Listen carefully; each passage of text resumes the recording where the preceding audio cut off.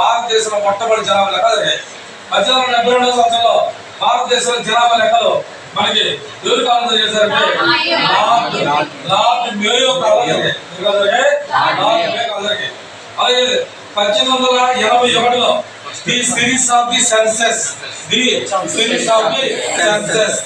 అనే పేరుతో the series of the census అనే పేరుతో పూర్తి స్థాయి జనాభా గణన వరకు లార్డ్ రిప్పర్ కాలం జరిగేస్తుంది.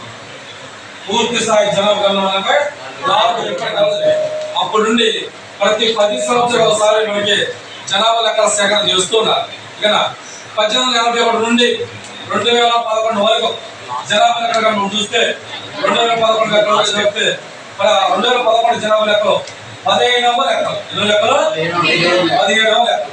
అదే స్వతంత్ర భారతంలో చూస్తే మనకి స్వతంత్ర భారత 1947 తర్వాత జనాభా లెక్కలను చూస్తే 7వ లెక్కలు. ఎన్నో లెక్కలు? 7వ లెక్కలు. ఓకేనా? స్వతంత్ర